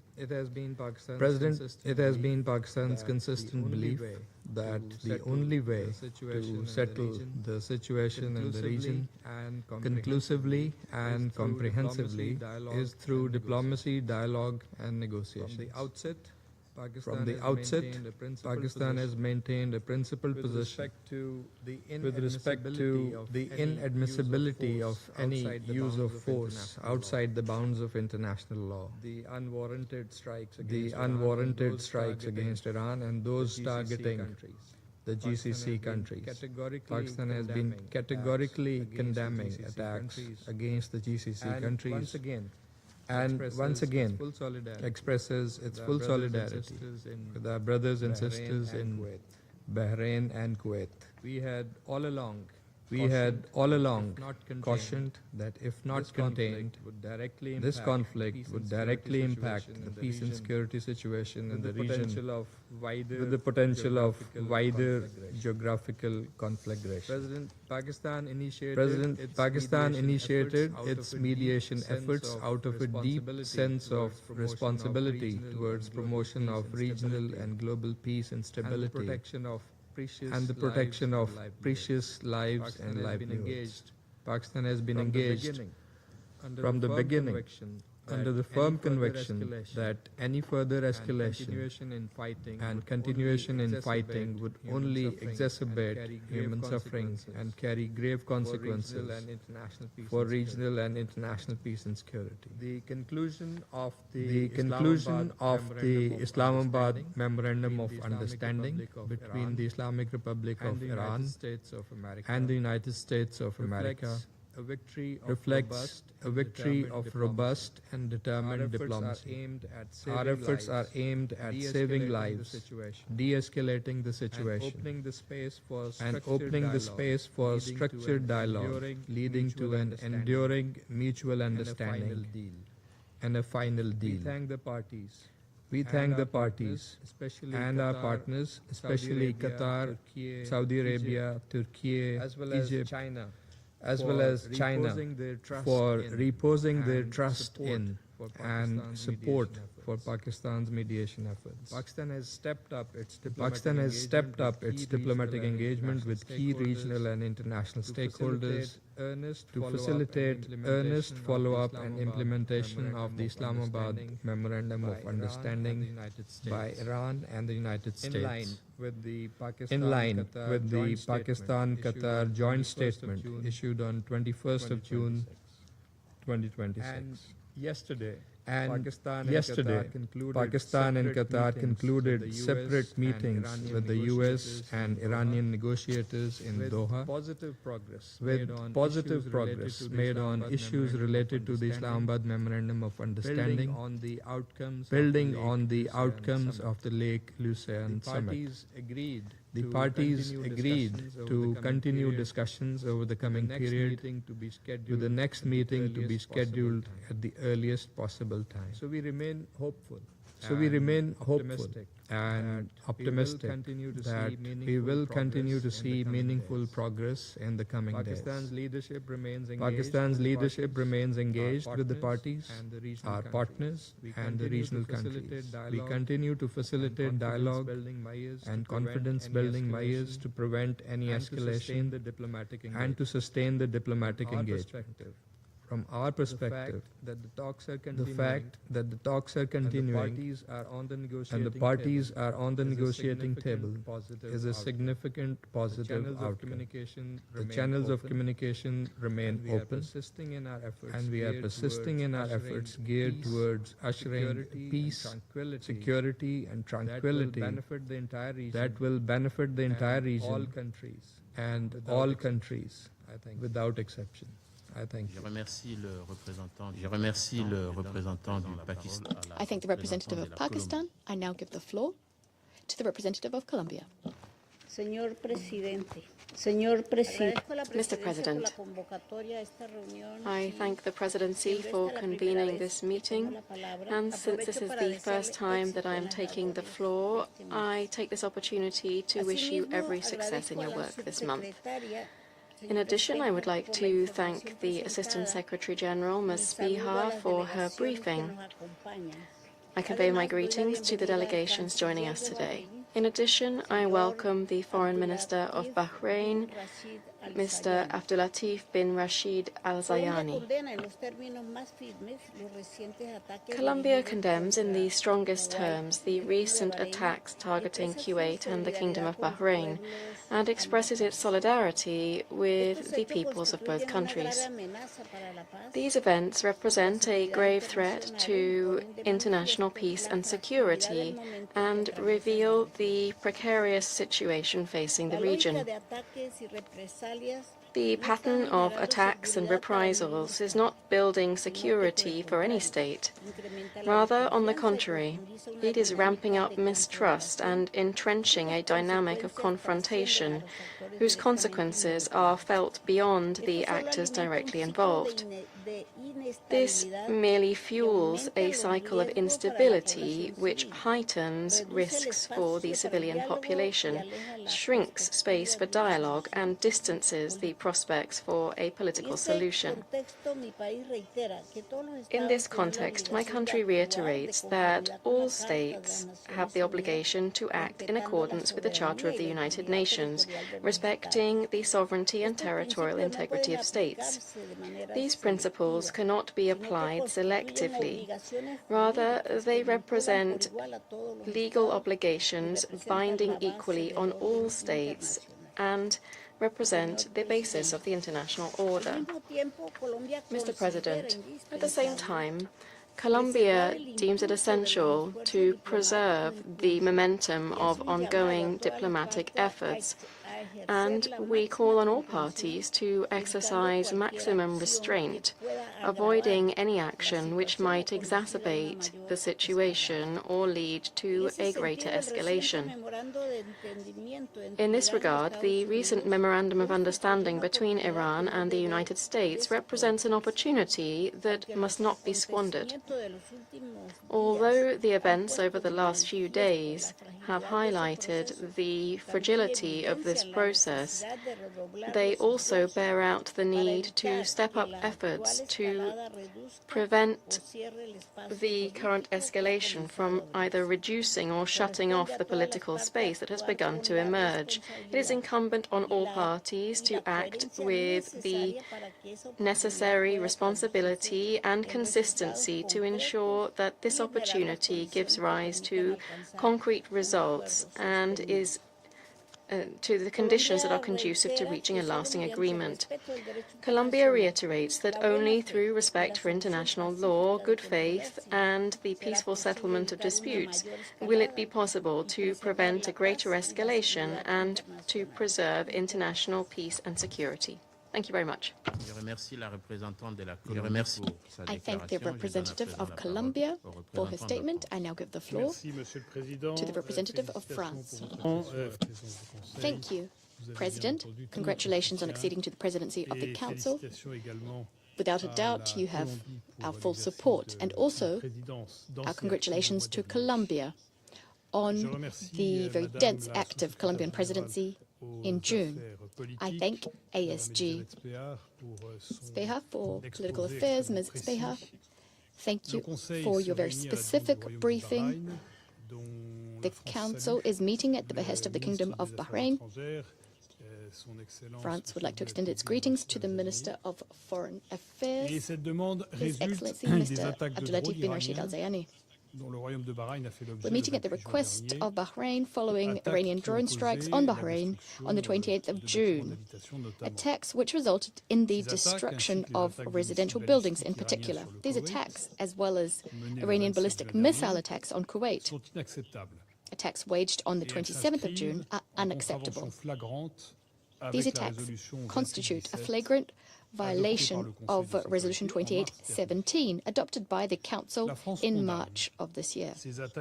France condemns these Iranian attacks in the firmest possible terms. We reiterate our unswerving commitment to the security, sovereignty, and the territorial integrity of all our partners in the Middle East.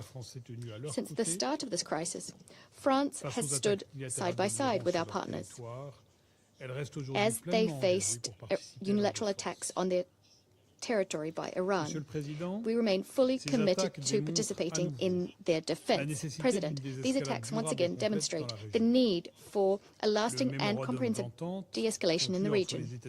The MOU, signed by the US and Iran, must pave the way for a lasting diplomatic solution, one capable of restoring the security and stability of the region, as well as of stabilizing the global economy. France supports the mediators' efforts, as well as those of all parties, geared towards ensuring the discussions make headway and are concluded in this across various chapters. First and foremost, we must move without delay towards a complete reopening of the Hormuz Strait. The resumption of maritime traffic without restrictions, without tolls, is a necessary precondition for regional stability and the stability of the global economy. Attacks on commercial vessels must end immediately. Navigation through the strait without any must remain free, unconditional, and unrestricted, in keeping with the law of the sea. France, together with the UK and almost 30 states from various continents and the region, put forward the initiative of an independent, neutral, and defensive multinational mission, which stands ready to contribute to efforts to restoring the conditions for the safety of navigation throughout this international maritime route. This mission could participate in the demining of the strait and accompany commercial vessels transiting the strait. Dialogue is ongoing with all of the stakeholders to that end. Mr. President, detailed negotiations are also underway on the nuclear issue. We fully support efforts seeking to craft a robust agreement on non-proliferation, guaranteeing in a verifiable way that Iran never acquires a nuclear weapon. It is only the signing and implementation of such an agreement that would allow us to contemplate, when the time comes, the lifting of relevant Security Council sanctions which were reimposed in September of last year. President, France calls on all parties to abstain from any actions which could provoke a new military escalation, the consequences of which would be disastrous for the region and the entire world. We also call for perseverance on the path towards a diplomatic settlement. France is mobilized to contribute alongside parties to the enthronement of lasting peace. I thank you. I thank the representative of France. I now give the floor to the representative of the Islamic Republic of Iran. Thank you. In the name of God, the compassionate, in the name of God, the compassionate and merciful. At the outset, I congratulate Congo on assuming the presidency of the Security Council and commend Colombia for its successful presidency in June. We have taken note of the statement delivered by the ASG, Ms. Mr. President, at the time when technical talks facilitated by our Pakistani and Qatari brothers are focused on implementing the Islamabad Memorandum of Understanding, the Council is expected to refrain from convening a meeting that risks undermining these ongoing efforts. I categorically reject the baseless allegation made by the United States. Once again, the representative of the United States has resorted to lies and disinformation against Iran. The facts are clear. In the midst of diplomatic negotiation together with the Israeli regime, the United States betrayed diplomacy twice and launched two wars of aggression against Iran in blatant violation of the Charter of the United Nations and international law. These violations constitute a grave threat to international peace and security. I also reject the unfounded accusation made by certain Western members of the Council and the representative of Bahrain. Instead of addressing the root cause of the current crisis, they have ignored the unlawful aggression committed against Iran, remained silent in the face of these serious violations, and sought to shift blame onto the victims. Their double standards and hypocritical behavior have deprived them of any credibility to lecture others. Against this background, I would like to make the following points. First, Iran is the main victim of the wars of aggression launched by the United States and Israeli regime. The role of the victims and aggressor must not be reversed. The United States and Israeli regime have flagrantly violated the UN Charter and international law, including international humanitarian law, by imposing two unjustified and unwarranted wars against the Iranian people. During the attacks in June 2025 and between 28 February and 8 April 2026, the United States deliberately targeted civilians and civilian infrastructures, including hospitals, sport facilities, schools, and cultural sites. Even the President of the United States and other senior U.S. officials publicly admitted to and openly boasted about committing these heinous war crimes against the Iranian people and civilian infrastructure. More than 4,800 civilians, including women and children, were killed. The killing of schoolgirls in Minab remains one of the most horrific examples of this atrocious crime. The Security Council failure to discharge its responsibilities has reinforced impunity and emboldened further unlawful acts. The United States and the Israeli regime bear full responsibility for all the consequences of these wars of aggression and must be held fully accountable. Second, the United States has repeatedly violated the 8 April ceasefire and its commitments under the Islamabad Memorandum of Understanding by launching further attacks against Iran's sovereignty and territorial integrity. Iran has exercised its inherent right of self-defense in accordance with Article 51 of the Charter. Its defensive measures were directed against U.S. military facilities and bases, and its assets in the region from which attacks against Iran were launched. We strongly condemn the United States' recent air attacks and aggression of 27 June 2026 against Iran's southern coastal facilities, which constituted a flagrant violation of Article 2, Paragraph 4 of the Charter, as well as a clear breach of Paragraph 1 of the Islamabad MOU. Certain members referred to the politically motivated Resolution 2817. Iran's position regarding Resolution 2817 is clear, consistent, and well documented in the communication circulated as official document of the Security Council. Iran has rejected this politically motivated resolution. The resolution was adopted through a one-sided and politicized process and ignored the root cause of the crisis, denied Iran's inherent right of self-defense, and failed to determine the United States and Israeli regime as aggressor. No Security Council resolution can deprive a member state of its inherent right of self-defense under the UN Charter. Should aggression against Iran continue, or should the United States continue to violate the MOU, Iran will continue to exercise this inherent right to protect its sovereignty and territorial integrity. Rather than blaming Iran, these Council members should call on the United States to honor its commitments, cease its unlawful actions, and comply fully with the UN Charter and international law.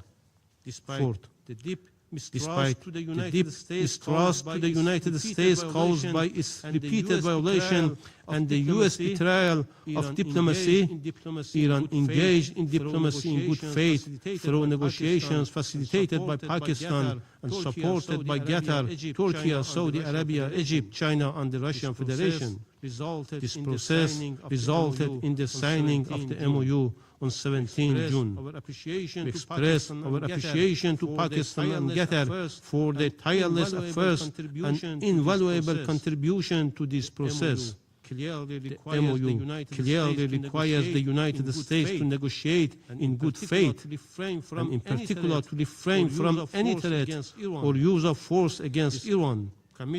This commitment constituted a fundamental and indispensable obligation under the MOU, serving as an essential condition for preserving the confidence, stability and good faith necessary for the successful continuation of the negotiation process. Yet, by launching another act of aggression and relying on a unilateral and legally unfounded interpretation of the MOU, the United States committed a material breach of its commitment and seriously undermined the diplomatic process. Fifth, Iran remains fully committed to implementing the MOU, including its provisions concerning the Strait of Hormuz, provided that the United States faithfully fulfill its own obligations. Paragraph 5 of the MOU provides, and I quote, "The Islamic Republic of Iran will make arrangements using its best efforts for the safe passage of commercial vessels, free of charge for a period of 60 days, from the Persian Gulf to the Sea of Oman, and vice versa. The transit of commercial vessels will resume immediately, and taking into account the need to remove technical and military obstacles, the mining by the Islamic Republic of Iran will be completed within 30 days." End of the quote. As has been stated by Iran's foreign minister under the agreed arrangement, responsibility for the management of maritime navigation through the Strait of Hormuz, including its reopening and all necessary demining operations, rests exclusively with Iran. The implementation of this arrangement is currently underway in accordance with the MOU, and Iran has launched technical dialogue with the Sultanate of Oman. Any external interference or attempt to establish parallel arrangement would violate the MOU, undermine its implementation, delay the restoration of normal commercial navigation, put at risk safe maritime navigation, and increase regional tension. We therefore call upon all states, particularly the United States, to respect in good faith the letter and spirit of the MOU and refrain from interpreting its contents or action that interferes with its implementation.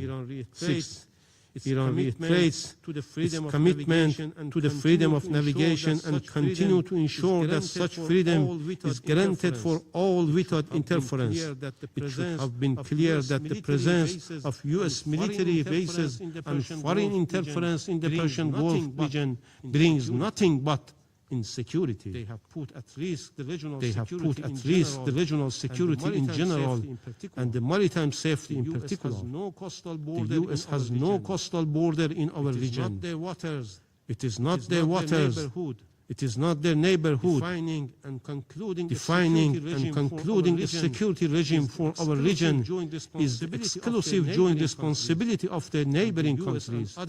And the U.S. and others, rather than a destructive military presence or interference, needs to support regional countries to fulfill such responsibility.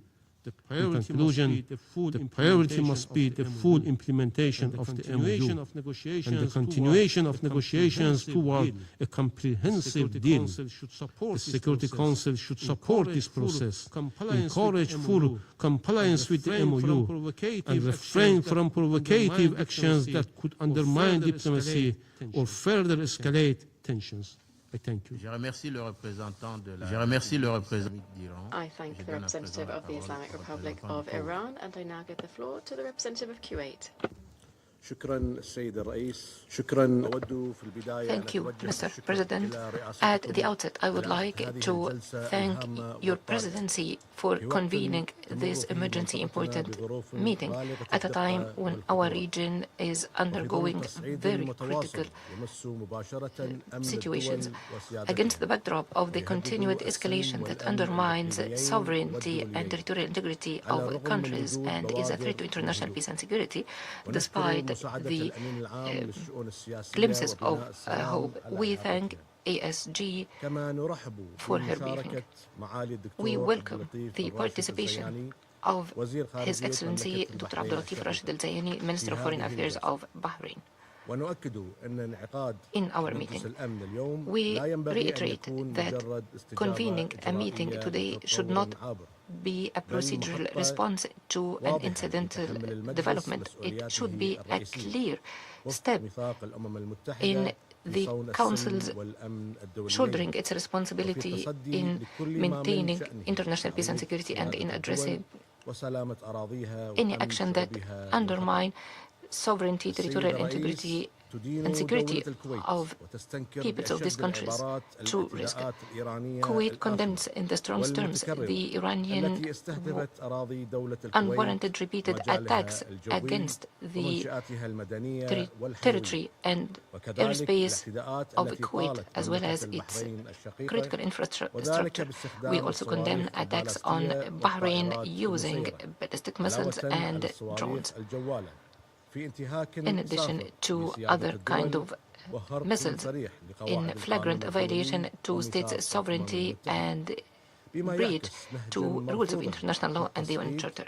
This reflects an unaccepted approach to escalation. Such attacks should not be seen as incidental or isolated incidents or isolated developments. They are part of a repeated pattern of hostilities that risk the safety and security in the region.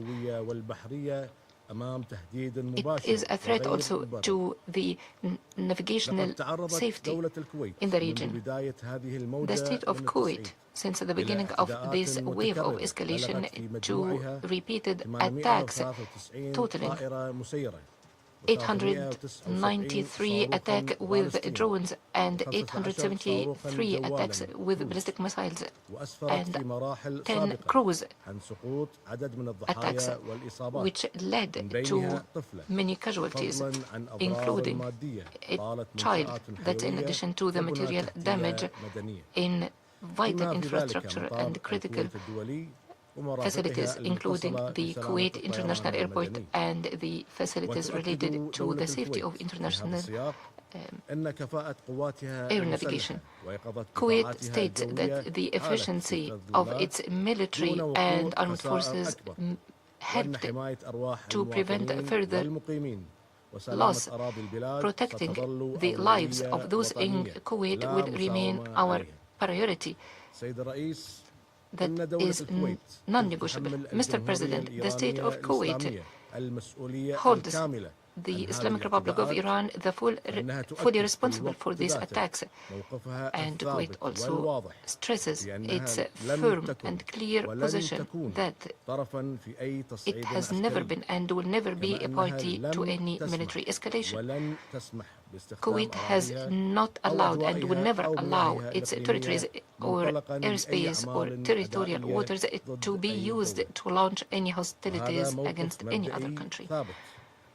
This is a principled, firm position based on the policy of the state of Kuwait in respecting sovereignty of states, and good neighborliness, and upholding international law and the UN Charter. However, this responsible position should not be met with attacks. Restraint should not be used as a pretext to target sovereignty or for neighboring countries to bear the consequences of confrontations not of their choosing, and to which they have not been a party. State sovereignty are not a political margin that could be overlooked in cases of tension. Peoples are not a lever of pressure in any confrontation. International law is not a selective obligation to be invoked when needed and ignored in cases of escalation. Accordingly, Kuwait reiterates its call to immediately halt these hostilities and to respect sovereignty and territorial integrity of states and to refrain from the use or threat of use of force, and calls for the full compliance to rules of international law, including principles of good neighborliness and non-interference in internal affairs of states. Mr. President, Kuwait reiterates its full support and solidarity with the sisterly Kingdom of Bahrain in all efforts and measures it is taking to protecting its sovereignty, territory and peoples. The security of Kuwait and of Bahrain and of GCC countries are integrated and inseparable. Any threat to one country is a threat to all other countries. Our stability is joint and common. The State of Kuwait commends the Gulf, Arab and international positions which condemned these attacks, and we see in this condemnation a clear message that the international community does not accept targeting safe countries and does not accept turning the territories, facilities and airspace of these countries to an arena to transfer the tensions. Mr. President, the Security Council has expressed through its resolution 2817 of 2026 its position regarding the attacks on countries of the region, including Kuwait, and on Bahrain. It reiterated the importance of respecting states' sovereignty and territorial integrity and to maintain maritime safety. Therefore, the State of Kuwait reiterates that the test to the credibility of the Council does not lie in adopting resolutions, but rather on implementing these resolutions and preventing the repeated violations. The resolutions have been adopted to address these violations. Those resolutions have stated that the impunity emboldened failing to take a decisive action would open the door to uncalculated escalation. Therefore, the State of Kuwait calls on the Security Council to convey a clear message rejecting these attacks and any action that undermines states' sovereignty and territorial integrity, and should call on Iran to end its attacks and refrain from any actions that can escalate and expand the scope of the conflict. Mr. President, Kuwait and Bahrain have endured severe attacks recently. However, the State of Kuwait reiterates that security and safety cannot be achieved by missiles or drones, cannot be maintained by threats and tensions. It can be achieved by dialogue, de-escalation, respect to international law, and address root causes of crises through peaceful means. In this connection, the State of Kuwait welcomes the diplomatic efforts that led to an MOU between the United States and Iran. The MOU addresses the outstanding issues between the two countries, including the halt of acts of hostility and ensure maritime freedom in the Strait of Hormuz. The State of Kuwait commends efforts by friendly and sisterly countries, top of which Qatar and Pakistan. That's in addition to other international endeavors to ensure de-escalation and to reduce tension. However, welcoming this step does not absolve any party from its legal obligations and does not justify in any way the continued aggression on states that have not been party to the confrontation. The success of any diplomatic effort hinges on respecting it and by halting all hostilities and to have concrete results enjoyed by countries and peoples of the region. They should not remain ink on paper or a fragile framework destroyed by repeated attacks. The state of Kuwait reiterates that any future arrangements on the security in the region or the free navigation in the Strait of Hormuz should be based on the respect for international law, the principles of sovereignty and the right of coastal states, as well as the international navigational rights. It should not be at the expense of the GCC countries or without taking their legitimate interests into consideration. Mr. President, the state of Kuwait has proven throughout different crises that it is a state that believes in diplomacy and supports dialogue and upholds peaceful solutions. At the same time, it will not relent in defending its sovereignty, territorial integrity, security and people. The restraint exercised by Kuwait is an expression of responsibility and wisdom. It's not a sign of weakness or a sign meaning that we accept the status quo. Upholding international law does not mean silence when it is violated. In conclusion, the state of Kuwait reiterates that the security of the Gulf is inseparable of the security of the region.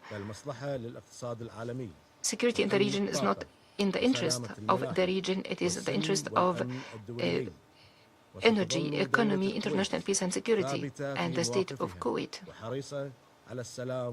will remain committed in upholding international law, in supporting dialogue.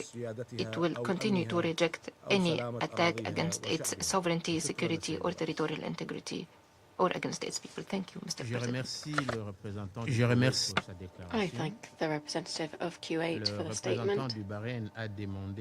The representative of Bahrain has requested the floor to make an additional statement. I give him the floor. Thank you, Mr. President. The Council, once again, has listened to a narrative that tries to twist the facts and to change the facts on the ground. However, facts are not measured by statements, but by documented acts. Mr. President, today's emergency meeting pertains to documented aggressions that targeted civilian objects, infrastructure, residential areas, and vital facilities in the Kingdom of Bahrain in a clear violation of the Charter, international law, and IHL, and the Security Council Resolution 2817. These violations cannot be justified. No language can be used to justify them. No words can justify them. These violations continued a few days after the signing of the Islamabad MOU. This begs legitimate questions vis-à-vis Iran's commitment to its international obligations and the principle of good intent in the implementation of agreements.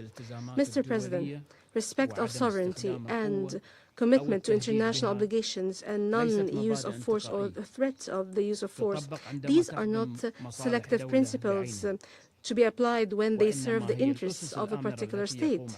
However, they are preemptory principles that international law is based upon. Hence, any attempts to justify aggressions or distract the Council's attention away from such aggressions does not change their legal status and does not absolve Iran of any responsibility vis-à-vis these. We adhere to peace. We reiterate that. We support diplomatic solutions. However, at the same time, we believe that true peace is only based on respect of commitments and obligations. Agreements are not measured by what is announced when they are signed, but rather by what is implemented afterwards. In this regard, what we are asking today is clear and specific. Iran needs to immediately and fully adhere to Security Council Resolution 2817 in clear language that is unambiguous, as it has condemned Iran's aggressions and requested that they would be seized and that the sovereignty of states and their territorial integrity be respected. I thank you. I thank the representative of Bahrain for that statement. The representative of the United States has also requested the floor to make a further statement. Thank you, Mr. President. Thank you, Mr. President. Unfortunately, the representative of the regime started his remarks today by saying, apparently, this council should not meet, should not speak. Let me remind you where you are. This is not Tehran. This is not Tehran. This is the United States of America. This is the United States of America. This is the United Nations Security Council. Silence. You will not silence this body. The representative goes on. The representative goes on to say that the ambassador from Bahrain, the foreign minister, myself, and other members of this body are full of lies. That we're lying. Let me ask you. What here is a lie? What here is a lie? Who's lying here? Is this? Who's lying here? Arab family in Bahrain in a residential neighborhood whose home was destroyed by an Iranian Shaheed drone. Are they lying? Crown Plaza Hotel full of tourists. Are they lying? First responders whose headquarters were struck deliberately so that they couldn't put out fires. Are they lying? Is this hypocrisy? Is this what this council is here to denounce today? I asked the representative, are these lies? Are these photographs? Are these lies? I'd say not. And then thirdly, we hear claims of self-defense. In accordance with the UN Charter. Our message to the Iranian regime, UN Security Council's message is closing international waterways is not self-defense. He claimed that threatening commercial vessels as part of their sovereignty and self-defense. I asked, did the Singaporean Air Force attack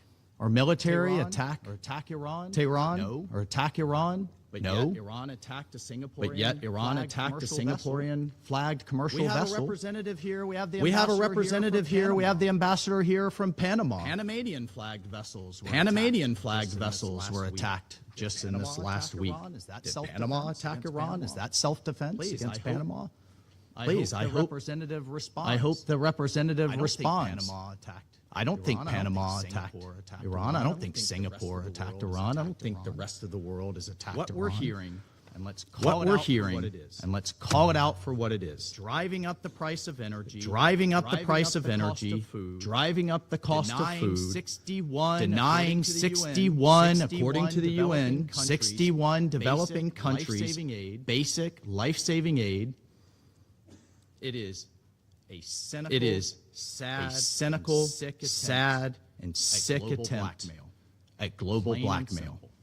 Plain and simple. We need to be crystal clear from this body that it is absolutely unacceptable. The United Nations Security Council, if it has a backbone, won't stand for it. The world won't stand for it, and that we will hold this Iranian regime accountable for its attacks on our populations around the world through this sick attempt at global coercion. I thank you, Mr. President. I thank the representative of the United States for that statement. The representative of the Islamic Republic of Iran has asked for the floor to make a further statement. I give him the floor. I would be brief. Thank you. I would be brief. Response to my in response to my brother Jamal from Bahrain. There is no doubt that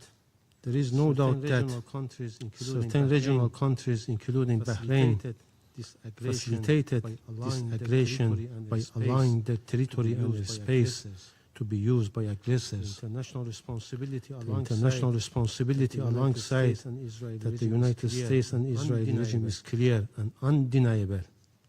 You know that according to the General Assembly resolution providing your space and soil to aggressor is act of aggression.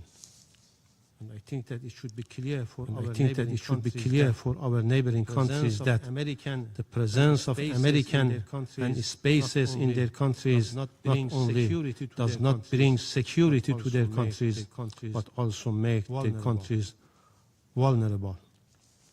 And response to representative of the United States, I ask him that maritime blockade collective punishment is a collective punishment. You were in war with Iran. Why you prevent the international vessels could reach to the Iranian ports?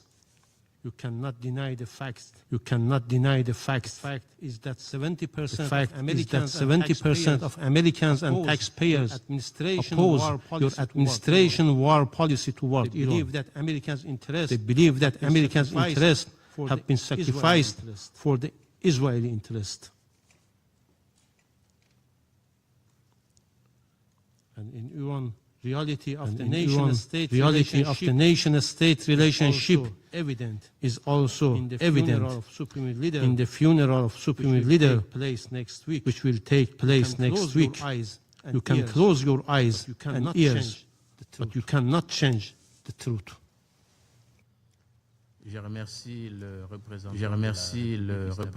I thank the representative of the Islamic Republic of Iran. The representative of Bahrain has asked to make a further statement. I give him the floor. This will be for the last time. Thank you, Mr. President. I apologize for taking the floor once again, but I just wanted to respond to the representative of Iran once again.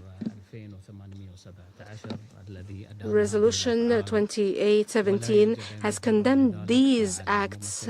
There is no justification for them. Hence, the representative of Iran needs to go back to this resolution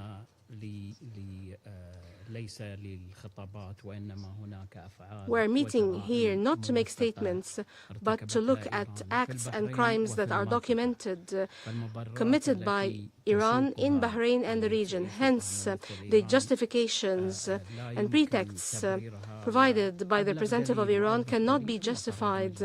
And the best evidence is the resolution adopted by the Council 2817. Hence, I will not speak at much length. This is a call for them to read this resolution carefully. This is the voice of the international community against Iran and its attacks. I thank the representative of Bahrain for that statement. I see no further requests for the floor. The meeting is adjourned.